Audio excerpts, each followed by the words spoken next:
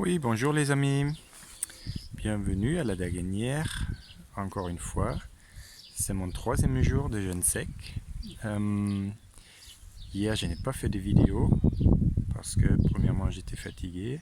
Je suis allé à vélo de la Daguenière jusqu'à Bushman, une quinzaine de kilomètres, pour aller chercher le combi, pour le préparer ici, après pour me déplacer éventuellement pour le travail. Et donc ça m'a fatigué et en plus il n'y a pas grand chose qui s'est passé hier à part le fait que je n'ai pas ni mangé ni bu. Pareil pour aujourd'hui. Donc j'ai bien senti la fatigue, bien plus déjà que le premier et le deuxième jour. D'ailleurs je dirais que le premier jour c'est quand même peut-être le plus... non, ouais, c'est le plus dur dans le sens où on est plus tenté à manger pour le plaisir, ou moi en tout cas. Le soir, quand j'ai coupé les oranges pour les enfants, où ça m'a donné envie aussi. Hier, Anne-Carole, elle a fait des quiches. Ouais, ça donne envie. En plus, si tout le monde mange ensemble, c'est quand même un événement social. Et du coup, je mange. Moi, j'en suis exclu un petit peu, pas exclu de leur côté, mais je m'en exclus moi-même. Et voilà, c'est compliqué de ne pas se faire ce plaisir. D'ailleurs, ma maman, par exemple, elle essaye de faire le jeûne intermittent. Elle tient 12 heures, ce qui est déjà bien, mais au-delà de 12 heures, c'est compliqué pour elle. Et elle dit que bon, elle a des gargouilles au ventre et elle a vraiment grande faim et elle va pas bien.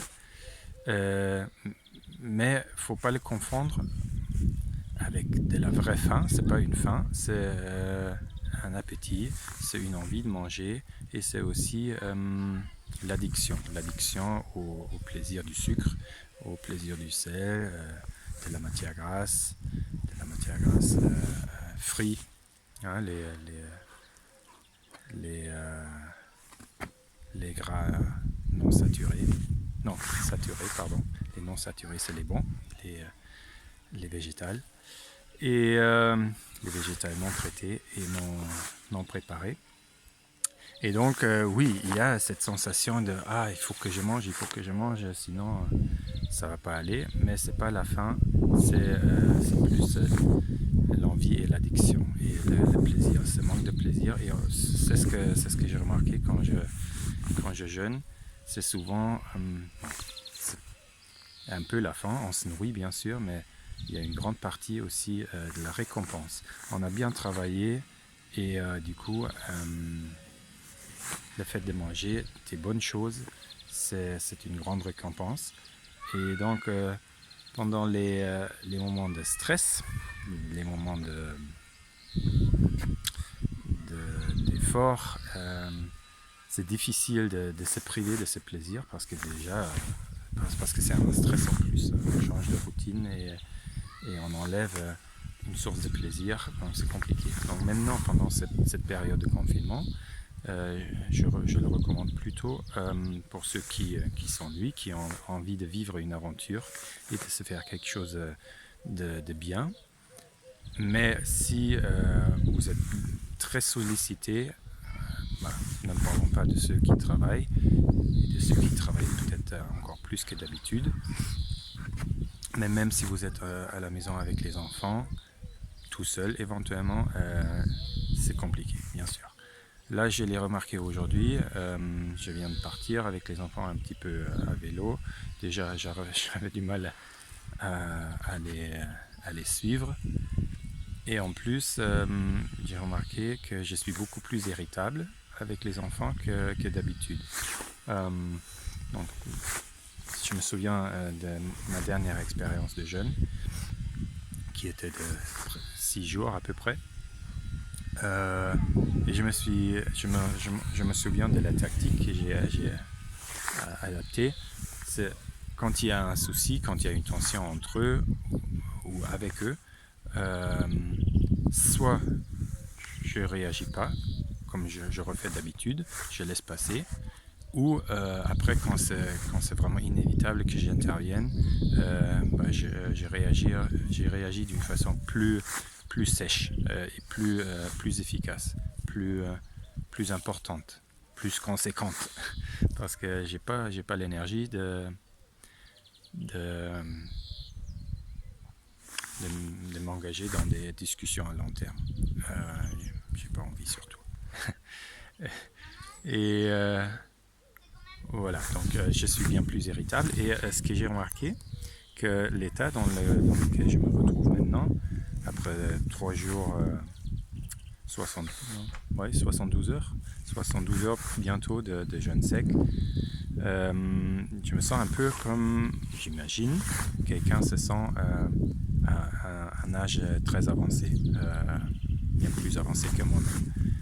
Ou peut-être un état de maladie, un état de grippe, sans les symptômes nez coulant, ou j'ai pas de mal à la gorge, ou j'ai pas de diarrhée, ou des trucs comme ça. Il n'y a rien, hein, de toute façon.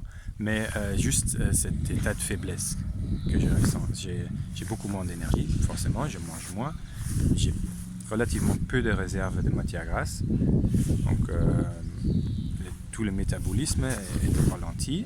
Et donc, c'est ça, moins d'énergie à cause d'un métabolisme ralenti. Et deux, aussi, je crois, toute cette toxicité qui est normalement stockée dans les cellules à l'abri, maintenant ça sort. Parce que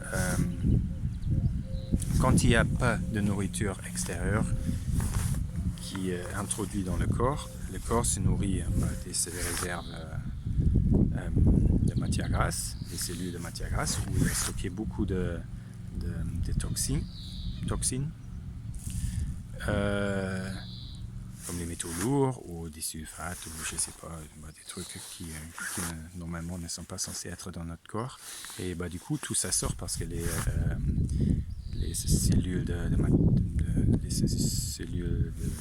fête, de matière grasse, sont utilisées aussi, d'ailleurs, pour produire de l'eau. Pas seulement pour de l'énergie, mais aussi l'être humain peut produire de l'eau à partir de la matière grasse, comme les chameaux le font d'ailleurs. Et c'est ça aussi qui nous permet de survivre plusieurs jours sans boire. C'est pas après 3 jours qu'on meurt. Ça, je l'ai déjà expérimenté. C'est toujours marqué dans pas mal de sources sur Internet. Et c'est ce que j'avais appris d'ailleurs. Bon, ce n'est pas le cas. Donc, oui, tout ça sort, ces toxines. Et je crois que c'est ça aussi qui me ralentit, qui me rend faible, et aussi qui peuvent résulter dans des crises d'évacuation, comme on l'appelle Thierry.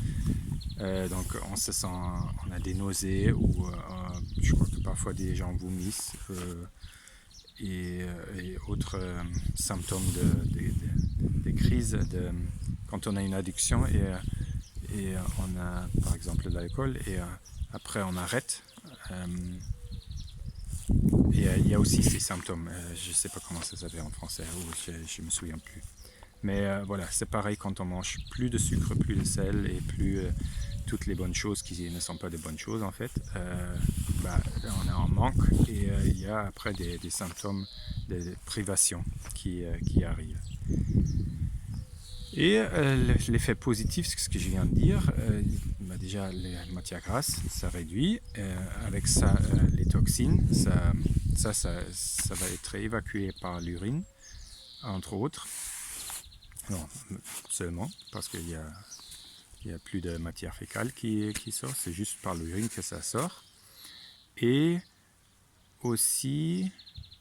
Ah oui, pas seulement la matière grasse, mais aussi les cellules faibles et les cellules malades, comme par exemple les cellules de tumeur, ou d'ulcère, ou de tout ce qui est cancer apparemment. Il y en a qui ont, par le jeûne, beaucoup réduit leur cancer jusqu'à la disparition apparemment. Je crois qu'il faut jeûner longtemps pour ça, mais dans tous les cas, même si on ne veut pas soigner le cancer juste par les jeûnes, ce qui a marché pour certains apparemment, mais un traitement de chimiothérapie ou des rayons, là, des radiations, avec un jeûne, on peut nettement rendre plus efficaces ces traitements. Ça a été prouvé par des études scientifiques. Thierry Casasnovas en parle dans ses vidéos, je vais mettre les liens. Et donc ça, c'est l'autre avantage. Hein.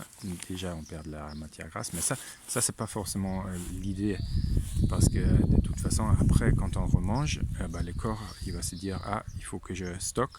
Donc, il y a plutôt l'effet yo-yo avec le jeûne à long terme. Pour perdre du poids, c'est pas la bonne chose à faire. Vaut mieux faire du jeûne intermittent à long terme. Donc, ne pas manger pendant 12 à 16 heures par jour. Et met ça tout le temps. Je crois que Thierry Casasnovas, d'ailleurs, il ne mange qu'une seule fois par jour, le soir. Il y en a d'autres qui mangent peut-être plutôt le matin et pas le soir. Les bouddhistes, par exemple, ils ne mangent pas à partir de midi. Donc, vous voyez aussi que le jeûne, il figure dans toutes les pratiques spirituelles du monde pour se purifier, pour se nettoyer. Le bouddhisme, le christianisme, l'islam, et je crois que dans pas mal d'autres choses aussi. Et d'ailleurs, c'est naturel, hein. C'est pas naturel de manger tout le temps, mais naturellement, il y avait toujours des périodes de jeûne, forcément, surtout en hiver, et à la fin de l'hiver, quand les réserves étaient diminuées. Et c'est pour ça que je crois aussi que c'est plus intéressant de jeûner à la fin de l'hiver, au début du printemps, parce qu'en plus après on a les bonnes choses à manger et on peut se nourrir de bonnes choses contenant des vitamines, des minéraux et les bons sucres. Oui, je crois que je voulais dire d'autres choses. Et je sais que c'est pas intéressant de regarder une vidéo qui traîne, mais pour le moment, ma tête, elle est lente, elle est peut-être plus claire, mon esprit, il est plus clair mon esprit, mais il est un peu au ralenti. Et je crois que ça va revenir après. Bon, attendez, je fais une pause. Oui, juste ce phénomène que le corps se nourrit de ses propres cellules, pas seulement les cellules de matière grasse, mais aussi les autres qui sont malades, et défectueux, on appelle ça de l'autophagie, et c'est bien connu et c'est important pour renouveler les cellules, et ça peut aussi par exemple aller à l'encontre de la démence et d'Alzheimer, parce que les cellules aussi neurales sont renouvelées, et du coup on évite un peu les symptômes de démence et d'autres maladies neurales. Ah oui, je voulais juste dire qu'en soi, c'est pas trop difficile de jeûner, de ne pas manger. Seulement, quand on est, voilà, il y a le côté social, le côté plaisir, et il y a aussi, oui, il faut pas être ambitieux pendant cette période de jeûne. Il faut se dire, voilà, c'est quelque chose que je fais maintenant, c'est pour me reposer, pour me renouveler, et c'est après que je vais être plus efficace et plus performant. C'est comme le sport. Quand je fais du sport, quand je cours pendant 1 heure, tout de suite après ou même pendant, je ne vais pas être efficace pour faire d'autres choses. Donc il faut que je me repose après aussi. Ça fait partie du sport. Mais à long terme, quand je fais ça régulièrement, le sport, c'est là que je vais rendre mon corps plus résistant, plus efficace, plus performant. Et là, le jeûne, c'est pareil. En ce moment-là, je suis pas efficace, je suis mou, je suis au ralenti, mais c'est pour repartir après sur de bonnes bases. Et Donc, ça, il faut se dire, là, je suis au ralenti et il ne faut pas vouloir faire trop de choses. Et effectivement, quand je vais au lit et je me repose, ou je lis, ou je glande, c'est pas vraiment compliqué. Donc, c'est peut-être même le mieux, c'est peut-être de faire le jeûne tout seul quand on n'est pas embêté, dérangé, et quand on n'a rien d'autre à faire. Quand on a des obligations, c'est compliqué. Quand on a du stress, ça vaut pas le coup de vouloir jeûner. Long terme. Court terme, peut-être oui, et intermittent aussi. Et voilà, il y a aussi 2 symptômes que je vais veiller. C'est plus pour la fin, j'en reparlerai. Mais il faut arrêter le jeûne sec, le jeûne sec surtout, long terme. Il faut l'arrêter quand on a plus de production de salive et plus d'urine. Donc, mais à partir du moment que tous les matins, au moins, on a de l'urine, et à partir du moment qu'il y a toujours une production de salive, et c'est aussi la langue blanche. Désolé, c'est pas très appétissant, mais pour la science, il ne faut pas avoir de tabous. Ça, ce sont des symptômes que tout va bien. À partir du moment que la langue n'est plus blanche, ça veut dire qu'il n'y a plus de nettoyage à faire, on est propre et on peut recommencer à manger. Souvent, c'est à partir du 15e jour que ça arrive. Il y a jusqu'au 15e jour, il y a un Russe qui le fait dans ses cliniques en Russie. C'est un peu la référence pour le jeûne sec. Et eux, ils disent que 3e jour, 8e jour, je crois, et 11e, 12e jour, il y a des grandes crises d'évacuation où on peut aller pas bien, des nausées, des vomissements et tout.